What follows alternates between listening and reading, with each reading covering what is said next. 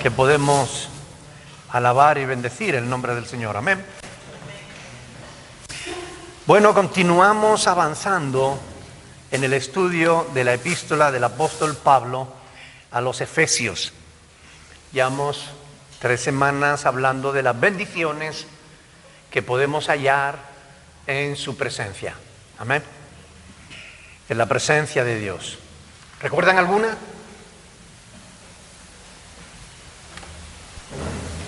¿Alguna bendición que podamos recibir en la presencia de Dios? Perdón. Paz para nuestra alma. Misericordia. Fortaleza. Bondad. Bien, pero estamos hablando de cuestiones que no tienen que ver tanto con la presencia de Dios como con Dios mismo, ¿no? Estoy hablando de bendiciones, las hemos estado meditando a lo largo de estas 3 últimas semanas. Bendiciones, por favor, pónganse en este sitio también por aquí, porque se me ponen allí detrás y pónganse por aquí. Bendiciones que hallamos al estar en la presencia de Dios. ¿Para qué llegamos a la presencia de Dios? ¿Para qué queremos llegar a la presencia de Dios? Hay un poco de acople. Para tener comunión con Él. Para dar amor a los demás. Para eso no hace falta ir a la presencia de Dios. ¿Perdón? Poder interceder por otros. Alabarle y adorarle. Todas esas cosas las hemos estado meditando en estas 3 últimas semanas. Bendiciones que hallamos justamente por llegar, por entrar a la presencia de Dios. ¿Para qué queremos llegar a su presencia? Para hablar con Él, para alabarle, bendecirle, reconocerle, ¿verdad? Para darle gracias, pedir por nuestras necesidades o no hay necesidades. ¿Alguien tiene alguna necesidad? ¿Verdad? Entonces podemos ir a Dios, a su presencia y rogarle por esa necesidad o por la necesidad de otras personas. También podemos orar por eso. Y lógicamente en su presencia sí que encontramos todo eso que vosotros estabais diciendo, ¿no? Nosotros hemos estado meditando sobre que en su presencia hay descanso, ¿no? Decía, delicias a tu diestra para siempre, ¿no? En su presencia también es donde somos transformados, ¿verdad? Siéntense por aquí, por favor. Ahí es donde nuestras vidas son transformadas. Donde también hallamos la guía para nuestra vida, ¿no? Donde los hijos se reconcilian con los padres. Porque ¿quién puede estar enojado con alguien estando en la presencia de Dios? ¿Verdad? Todo esto lo hemos estado viendo y por esto Pablo nos dice en Efesios que ya no somos extraños, sino miembros de la familia de Dios. Sigue habiendo un acople, ¿eh? O por lo menos yo lo sigo notando en mi oído. Igual es que es mi oído. Porque hemos sido adoptados como hijos suyos por medio de nuestro Señor Jesucristo. ¿Verdad? Como ya habíamos visto en Efesios capítulo 1, no sé si se oye ahora, versículo 5. Ok. Vamos a ir a un pasaje de las Escrituras que nos habla de esto precisamente. Romanos capítulo 8, versículos 15 al 17. Romanos 8, del 15 al 17. Dice, pues no habéis recibido el espíritu de esclavitud, pues no habéis recibido el espíritu de esclavitud para estar otra vez en temor, sino que habéis recibido el espíritu de adopción, por el cual clamamos, Abba, Padre. El espíritu mismo da testimonio a nuestro espíritu de que somos hijos de Dios. Y si hijos, también herederos. Herederos de Dios y coherederos con Cristo, si es que padecemos juntamente con Él, para que juntamente con Él seamos glorificados. Miren, este es un pasaje fundamental. Este es un pasaje muy importante y es importante de entenderlo. Yo quiero leerlo otra vez y quiero que se fijen bien en dos cosas. Ahí Pablo nos está hablando de cuál es nuestra posición en relación con Dios, ¿vale? Dice, pues no habéis recibido el espíritu de esclavitud para estar otra vez en temor, ¿verdad? Sino que habéis recibido el espíritu de ¿qué? De adopción. Quédense con esa palabra, ¿ok? De adopción, por el cual clamamos Abba Padre. Y el Espíritu mismo da testimonio a nuestro espíritu de que somos hijos de Dios. Y si hijos, también herederos. Herederos de Dios y coherederos con Cristo, si es que padecemos juntamente con Él, para que juntamente con Él seamos glorificados. Es muy importante que nos fijemos en ese término que usa Pablo y que define nuestra relación con Dios. Porque algunos que no conocen las Sagradas Escrituras y se meten a maestros, están confundidos y confundiendo también a otros con sus falsas doctrinas. Me refiero a aquellos que no entienden lo que es el término adopción, que interpretan que somos hijos de Dios en el sentido literal. Y creo que hay una diferencia, ¿o no? Hay diferencia entre un hijo literal, un hijo engendrado y un hijo adoptado. ¿Hay diferencia o no? La hay. No tiene por qué haberla en el trato si tú eres un buen padre. Y Dios es un buen padre.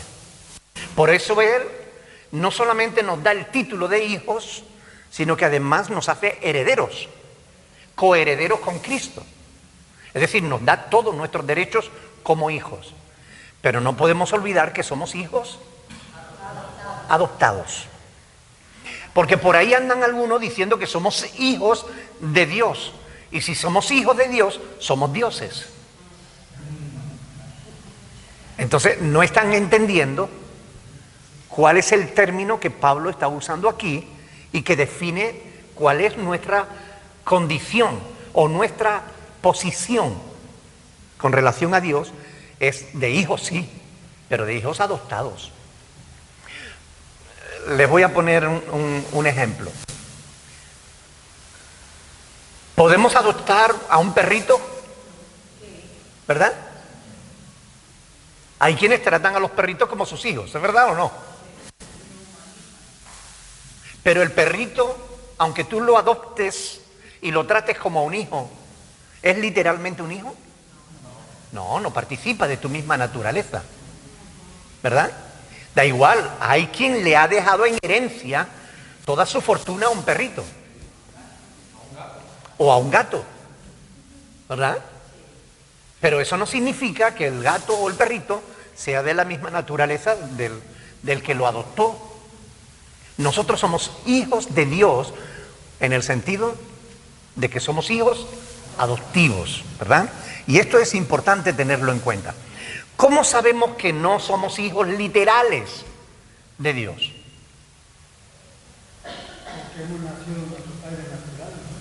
Porque hemos nacido de nuestro papá y de nuestra mamá, ¿no? Además, vamos a leer un pasaje de las Escrituras que nos habla, bueno, es el que ellos usan para decir que sí, somos hijos literales de Dios. Juan capítulo 1. Por eso es importante estudiar la Biblia, ¿verdad? Porque si leemos por encima y no profundizamos o no meditamos sobre lo que estamos leyendo, nos vamos a equivocar. Juan capítulo 1, este es un texto que todos lo conocen, versículo 11, dice: a los suyos vino y los suyos no le recibieron, mas a todos los que le recibieron, a los que creen en su nombre, les dio la potestad de ser hechos hijos de Dios. Escuchen bien, los cuales no son engendrados de sangre, ni de voluntad de carne, ni de voluntad de varón, sino de Dios. ¿Ven? Aquí dice la Biblia que somos hijos de Dios engendrados por la voluntad de Dios. ¿Y ahora qué? ¿Se equivoca la Biblia? ¿Se contradice la Biblia? Entonces, tenemos un problema aquí.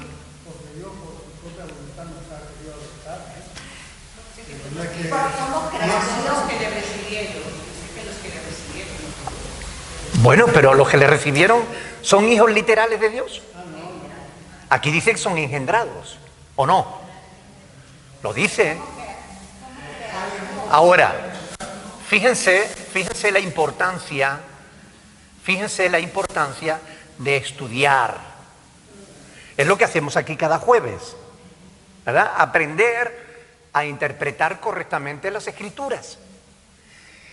Una norma fundamental de la hermenéutica es que un texto sin su contexto es un pretexto, ¿verdad?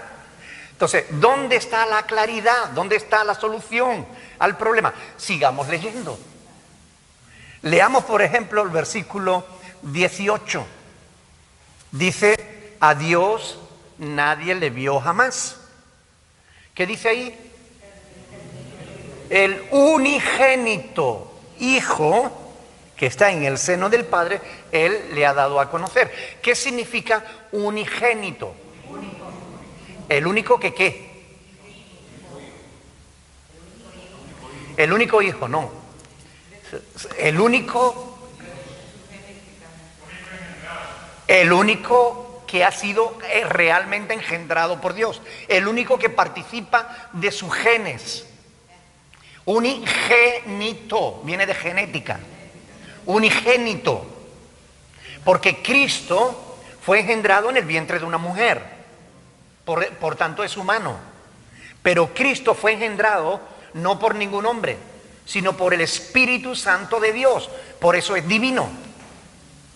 En Cristo se dan cita las dos naturalezas, la humana y la divina. Y Él es el único que participa de la naturaleza de Dios. Por tanto, cuando dice aquí que hemos sido engendrados, no podemos interpretarlo de manera literal, sino de manera figurada. Engendrados por medio de la fe. Engendrados en el sentido de que Él nos ha adoptado como hijos, como si fuéramos hijos suyos. Somos hijos de Dios, pero somos hijos adoptivos. No somos hijos genéticos de Dios, ¿verdad? Mi hija, la mayor, cuando yo conocí a Montaña, ella era madre soltera. Nuria tenía un añito cuando yo conocí a la mamá. Y cuando yo me casé con Montaña, yo adopté a esa niña como mía. Y es mi hija, ¿ok? Pero yo no la engendré, pero es mi hija. Dios no nos ha engendrado literalmente hablando, pero somos hijos de Dios y nos trata como a hijos. Tenemos el título de hijos de Dios, porque a los que creen en su nombre les dio la potestad, el derecho, el poder de ser hechos hijos de Dios, pero en el sentido adoptivo, en el sentido de que nos ha dado espíritu de adopción, nos ha adoptado, ¿verdad? No podemos interpretar que somos dioses pequeños. Y así lo dice Guillermo Maldonado, Cas Luna y todos los mentirosos estos que hacen negocio con la fe de la gente y que engañan a aquellos que no se detienen a estudiar en profundidad la palabra. No podemos leer por encima. Hay que hacerles preguntas al texto. Hay que leer lo anterior y hay que leer lo posterior para que entendamos realmente cuál es la verdad. Esto es muy importante. Así que como hemos leído en Romanos 8, no hemos recibido el espíritu, no hemos recibido espíritu de temor, ¿verdad? Ni de esclavitud, pero hemos recibido el espíritu de adopción. Somos adoptados como hijos de Dios, pero no somos dioses pequeños.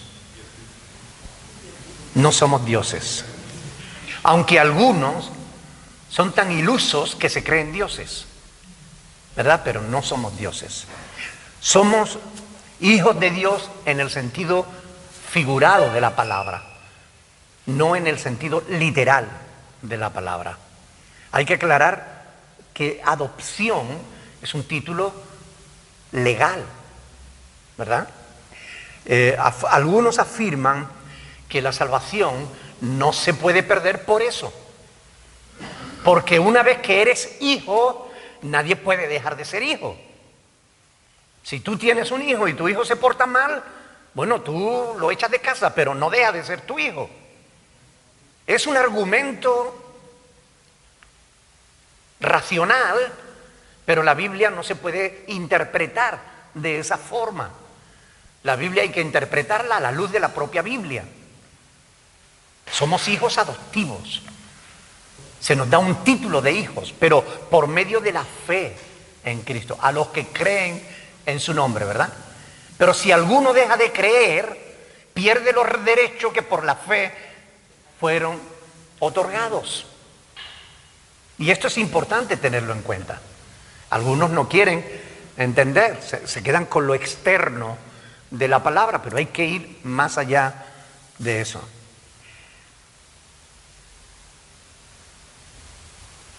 Además, incluso un padre puede desheredar a un hijo, ¿o no? Incluso a un hijo legítimo, cuanto más a uno adoptivo. De modo que si Dios te promete, porque la salvación es una promesa. Nosotros decimos, somos salvos, pero lo decimos en fe. Porque en esperanza somos salvos. Tenemos la esperanza de que cuando cerremos nuestros ojos aquí, los abriremos en la presencia de Dios, pero esa salvación todavía no la estamos disfrutando, no la tenemos. Somos salvos por medio de la fe. Pero si yo dejo de creer, no alcanzaré esa promesa.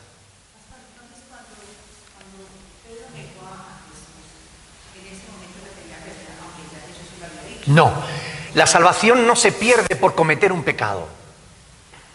La salvación no se pierde por cometer 10 pecados. La salvación se pierde cuando se comete el pecado imperdonable de blasfemar contra el Espíritu de Dios o el pecado imperdonable de rechazar voluntariamente la fe. Es decir, porque hay quien cree que hay un solo pecado imperdonable, pero hay muchos pecados imperdonables.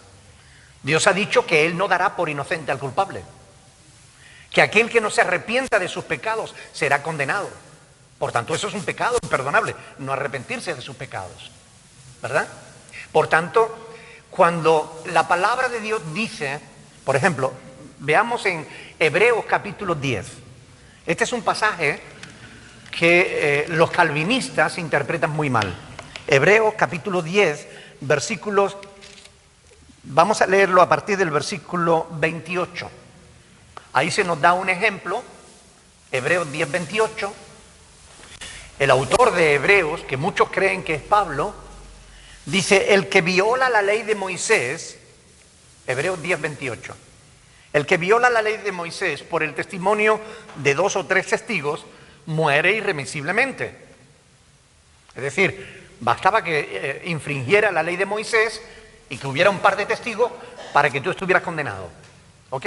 Es un ejemplo que está poniendo el autor de Hebreos. Dice, ¿cuánto mayor castigo pensáis que merecerá el que pisoteare al Hijo de Dios y tuviere por inmunda la sangre del pacto en la cual fue santificado e hiciere afrenta al Espíritu de gracia? Pues conocemos al que dijo, mía es la venganza, yo daré el pago, dice el Señor. Y otra vez el Señor juzgará a su pueblo. Escuchen bien, versículo 31. Horrenda cosa es caer en manos del Dios vivo. Es decir, cuando un cristiano peca, no pierde la salvación por eso. El cristiano sabe que está escrito que si confesamos nuestros pecados, Él es fiel y justo para perdonar nuestros pecados y limpiarnos de toda maldad. Los calvinistas se echan a broma diciendo, bueno, entonces se pierde la salvación, se vuelve otra vez a ganar la salvación, ¿cuántas veces se puede perder? No, eso no ocurre así. La Biblia habla de dos tipos de apostasía. Una apostasía temporal y una apostasía definitiva. La apostasía temporal, con la apostasía temporal no se pierde la salvación. Un cristiano puede apartarse durante un tiempo y estar lejos de Dios, pero mientras no niegue su fe, mientras no pisotee la sangre de Cristo en la cual fue santificado, no ha perdido su salvación. Puede retroceder, puede volver. Dios dice continuamente al pueblo de Israel: volveos a mí, convertíos. Dios se lo ha dicho eso a Israel multitud de veces. Y cuando en el Nuevo Testamento se llama al arrepentimiento, se está diciendo exactamente lo mismo. Arrepentíos y convertíos para que sean borrados vuestros pecados. El hombre siempre puede perdonar, siempre puede arrepentirse, y Dios estará dispuesto a perdonarlo si se arrepiente de verdad, porque a Dios nadie le engaña, ¿verdad? Todo lo que el hombre sembrare, eso también segará, y el que siembra para la carne, de la carne segará corrupción, y el que siembra para el espíritu, del espíritu segará vida y paz. Pero por ejemplo, ¿no? O sea, un cristiano se debía poder pecar, pero también se la juega, ¿no? Efectivamente. Porque él no sabe cuándo le va a tocar. A eso iba. Se arrepiente. A eso iba. Por tanto, estamos hablando de que un cristiano es posible que apostate durante un tiempo. Y Dios llama a ese cristiano a arrepentimiento. Porque en cualquier momento Cristo puede venir por su iglesia. O en cualquier momento Dios puede llamar a esa persona.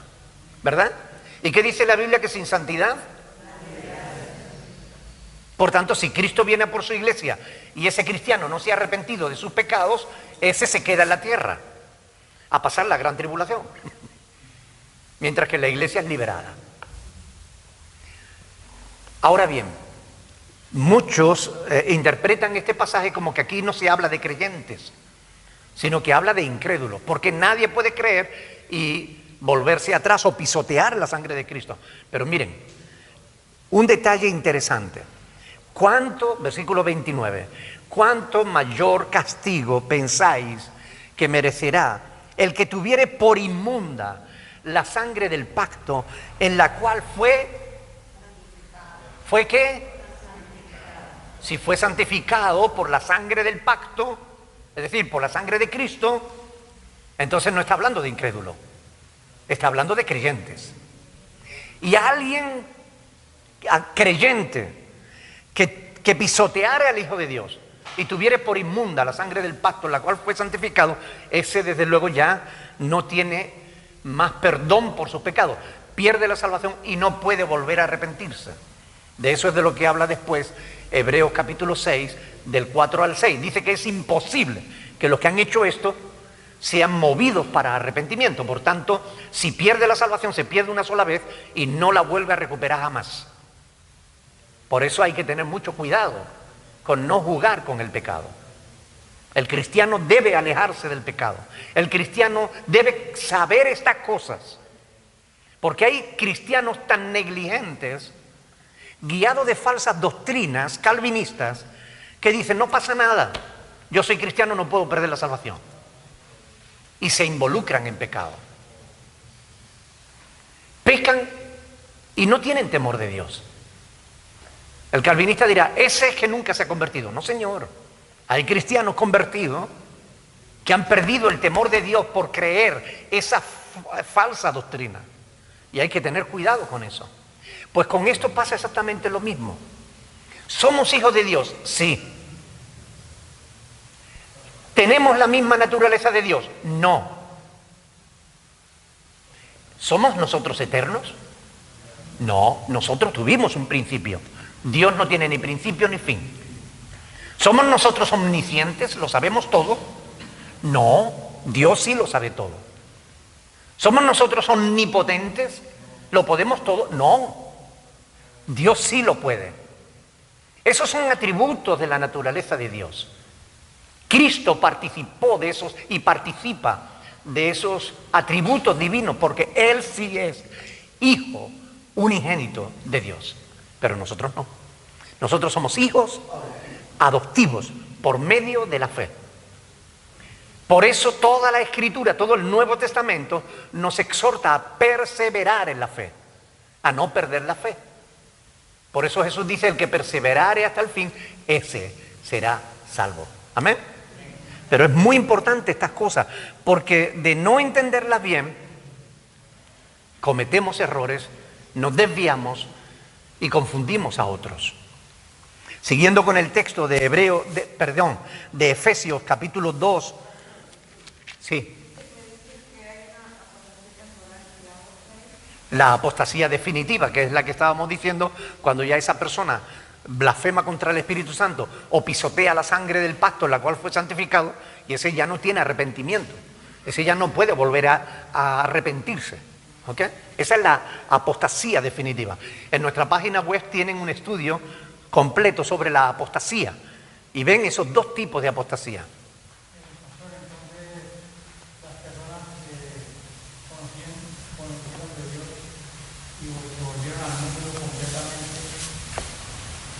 Nosotros no podemos juzgar a nadie. Por eso dice la palabra de Dios en Juan 5:22 que todo juicio le ha dado el Padre al Hijo. Puede ser que esa persona realmente haya apostatado definitivamente, nosotros no lo vamos a ver, a no ser que tengamos evidencias claras, ¿no? O puede que haya sido simplemente una apostasía temporal. Se han dado casos de creyentes que se han apartado durante años y después se han arrepentido y han vuelto a los caminos del Señor. Durante años. Pero como decía Ronald, eso es asumir un riesgo que nadie debería asumir. Porque eso es caminar sobre el filo de la navaja. En cualquier momento nos resbalamos, ¿verdad?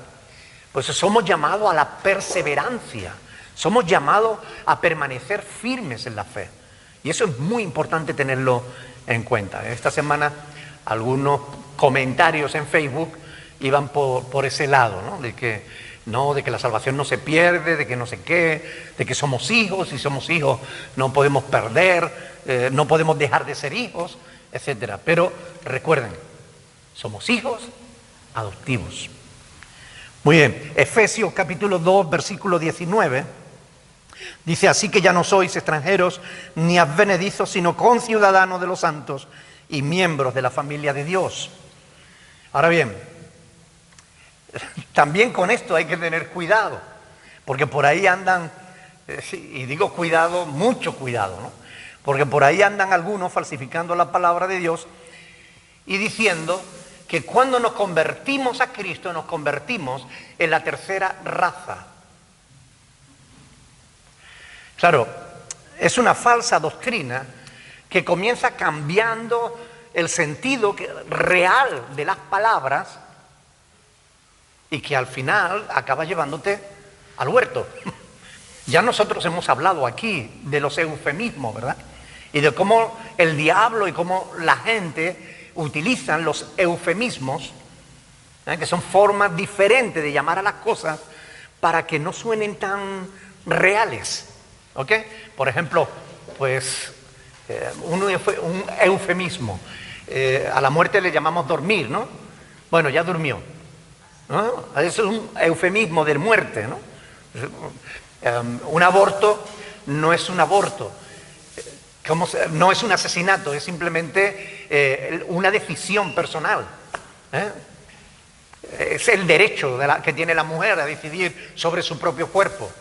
No, mire, eso no es así. En realidad es un asesinato. ¿Entiende? La mujer que aborta está asesinando a su propio hijo. Pero usamos eufemismos para que las cosas se interpreten de otra manera. Y esto está pasando también en teología.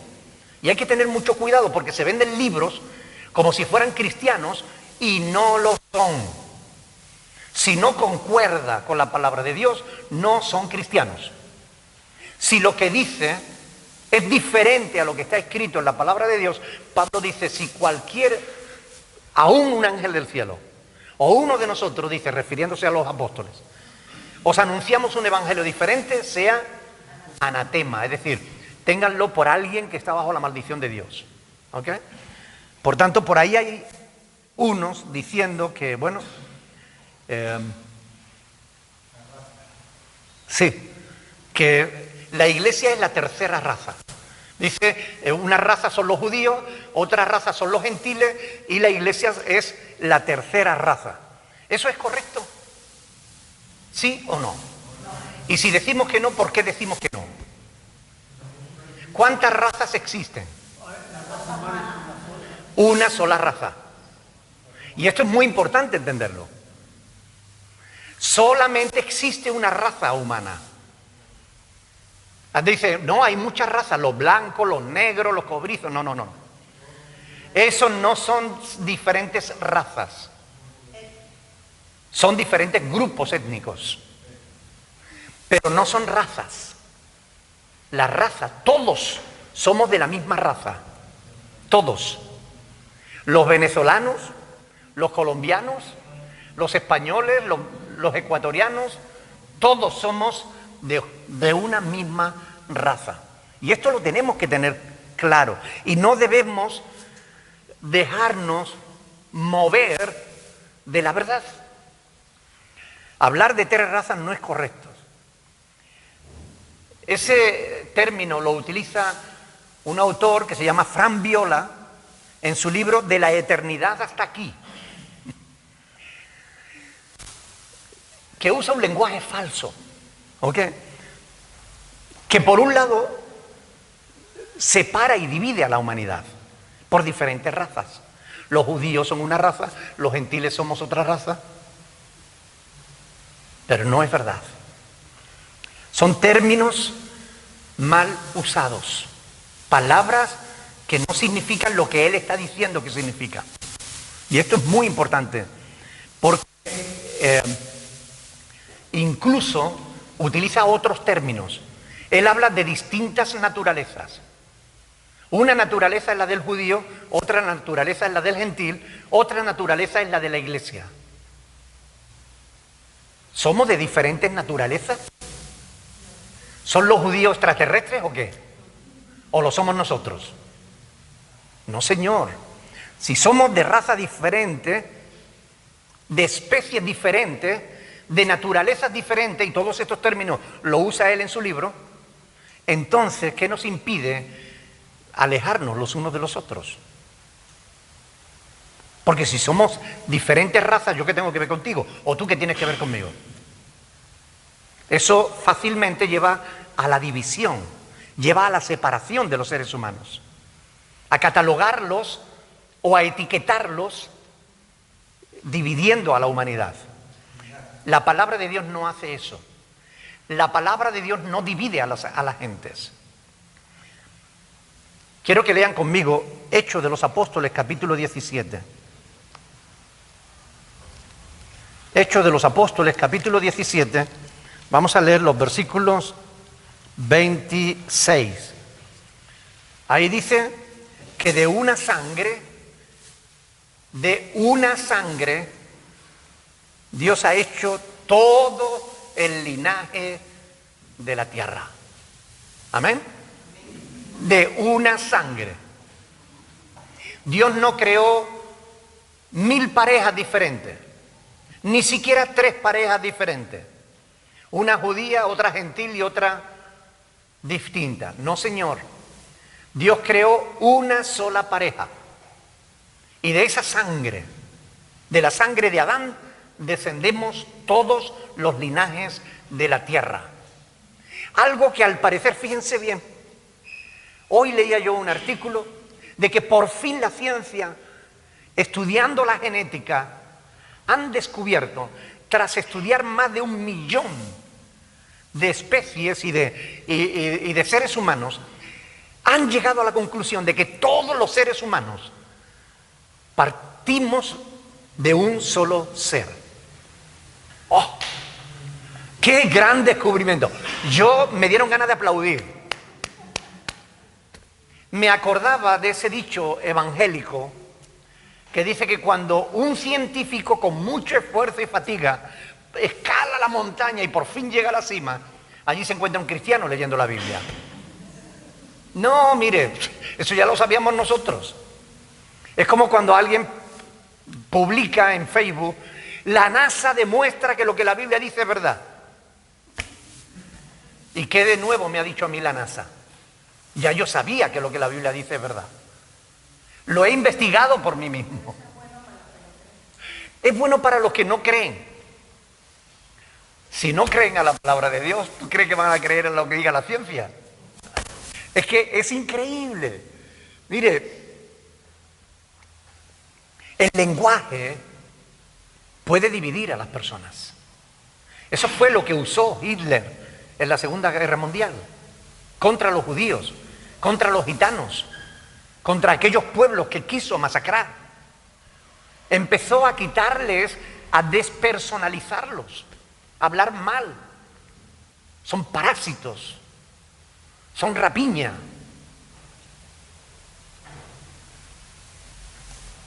Viola dice, citado por José Torres Arjona, dice, dentro de esta nueva comunidad sin etnias, se refiere a la Iglesia, las líneas divisorias, presten atención, de género, raza, clases y estatus social fueron borradas y destruidas. ¡Qué maravilla!, ¿no? ¡Qué frase más hermosa! Cuidado, cuidado, están usando otra palabra, géneros. Así como el lenguaje puede dividir, el lenguaje puede confundir. Y con todo el mover que hay ahora con la ideología de género, ¿cuántos géneros existen entre los seres humanos? Muchos. 2. No, señor, solamente un género.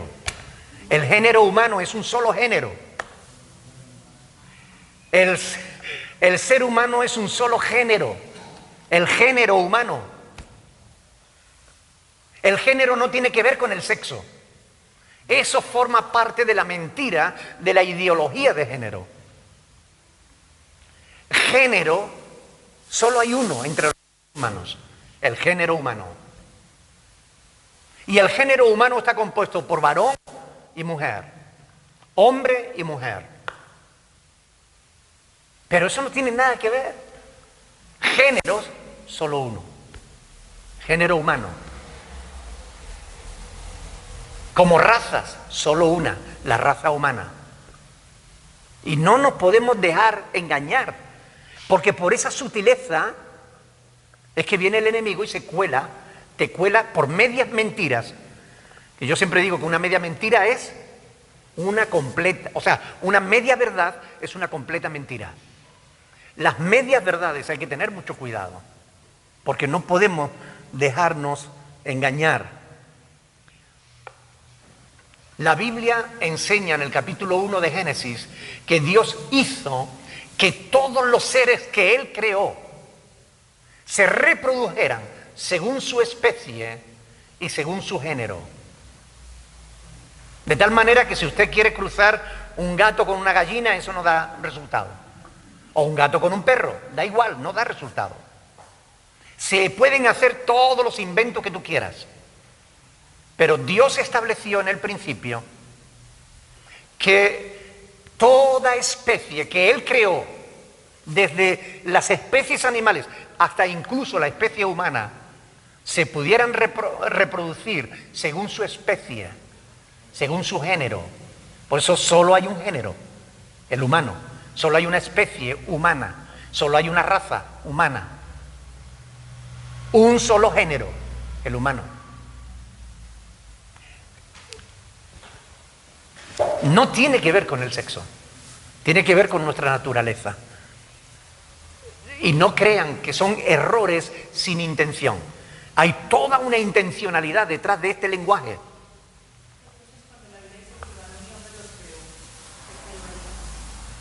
Creó al género humano y lo creó varón y hembra. Porque el género humano está compuesto de varón y hembra. Pero somos un solo género, el humano. Así es. Y esto es lo importante. Por eso, capítulo 1 de Génesis, lo vemos y ahí está. Se reproduzcan según su especie, según su género. No hay posibilidad de cruzar especies. No hay posibilidad de cruzar género. Por eso la teoría de la evolución es una tontería. Y yo sé que me van a poner negro por decir esto, pero me da igual. Es una mentira.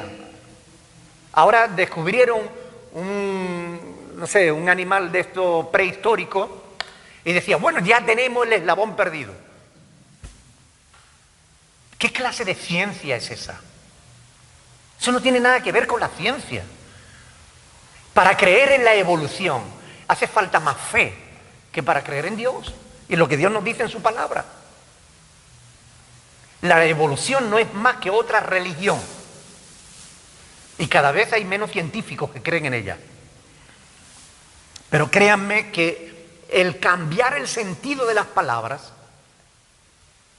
es lo que está llevando a la humanidad al error. La ideología de género se está presentando como una lucha por la igualdad, pero no tiene nada que ver.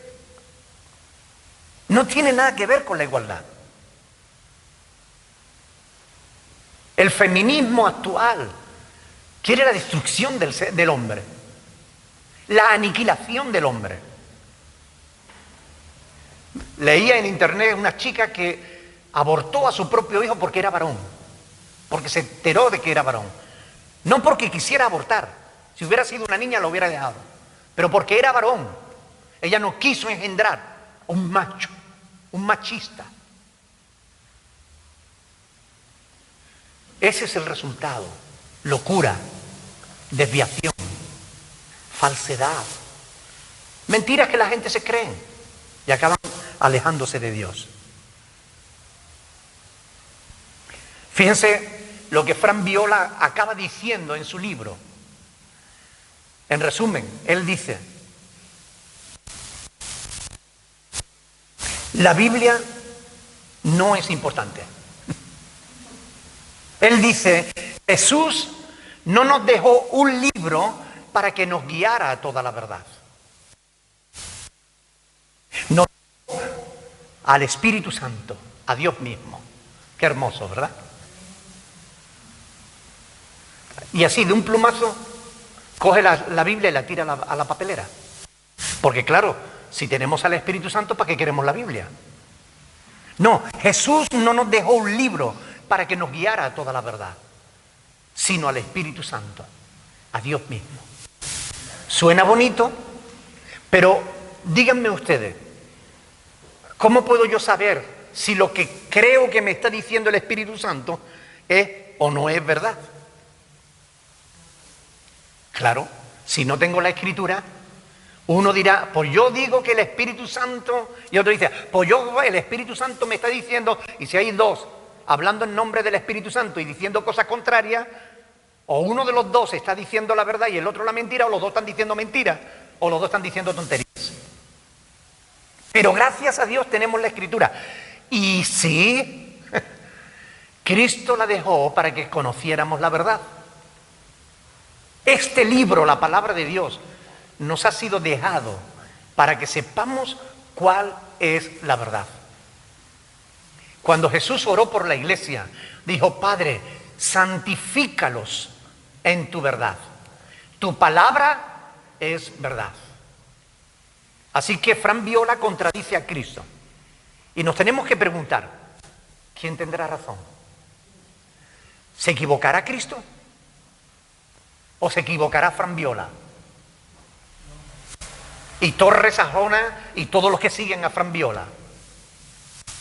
Claro, cuando uno tira de la manta y cuando uno tira del hilo, porque a mí me gusta tirar del hilo y escudriñar quién es quién y por qué y qué dice y hasta dónde llega, resulta que esta gente son tierraplanistas. Estos creen que la tierra no es redonda, que la tierra es plana. Y yo les pregunté, díganme, ¿alguien vio jamás el fin de donde termina la tierra? ¿Hay alguna imagen? Y me muestra una imagen hecha por ordenador. Oiga, no, quiero una fotografía. Porque yo he viajado desde aquí hasta Latinoamérica y bueno, pues cuando el avión sube a mucha distancia ya tú no ves nada, ¿no?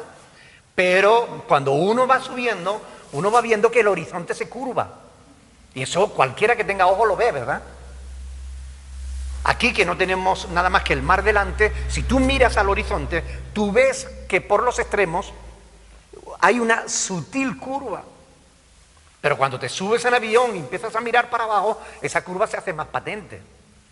Porque cuanto más alto está, más claramente ves la esfera de la Tierra. Tierraplanistas. Que la NASA nos está engañando, que no sé qué, que la Tierra es plana. Y la Biblia dice que la Tierra es plana. Y yo digo, y estos no saben de lo que están hablando. No, que el pastor que habla que el Espíritu Santo y está la palabra, si está no la palabra, hay tanta división y tanta opinión. ¿Te imaginas? Que no está la palabra. Claro.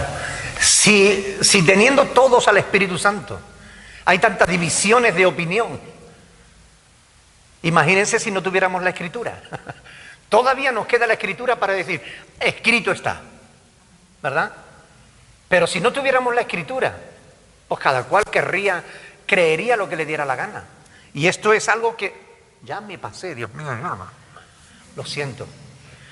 Eso es algo que, mire, gracias a Dios tenemos la Escritura. Gracias a Dios.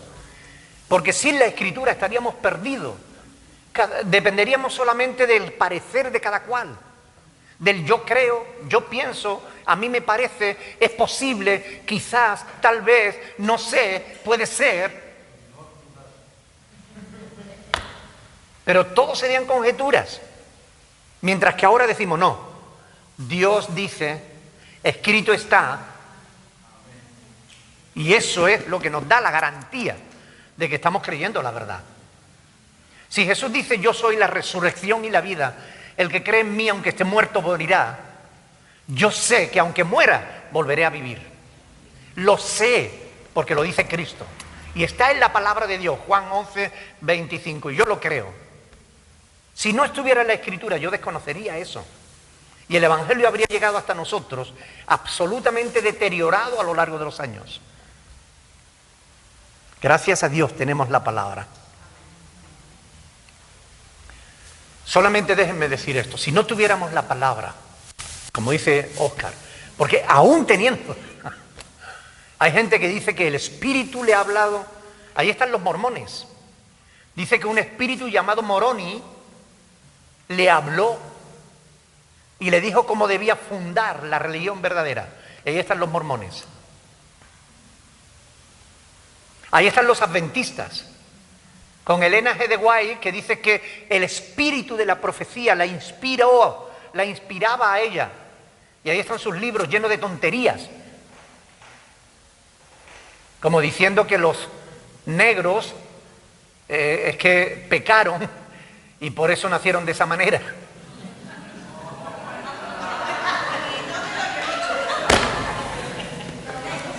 ¿Se imaginan? ¿Se imaginan? Pues esas tonterías están escritas en los libros de Elena G. de White. Que nadie que coma cerdo puede entrar en el reino de los cielos. Yo me condeno seguro.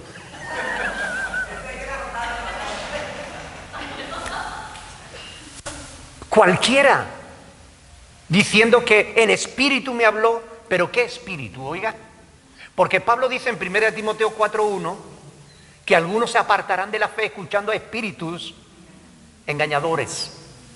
Por eso 1 de Juan 4:1 dice, probad los espíritus si son de Dios. ¿Y cómo podemos probarlos? Por la Escritura. Por la palabra podemos probar si lo que alguien dice por el Espíritu es verdad o no. Amén. Por eso tenemos que estudiar la Biblia. Por eso tenemos que creer la Biblia. Por eso tenemos que escudriñarla, conocerla en profundidad, para que no nos engañen. Amén. Vamos a orar al Señor, vamos a darle gracias porque Él es bueno.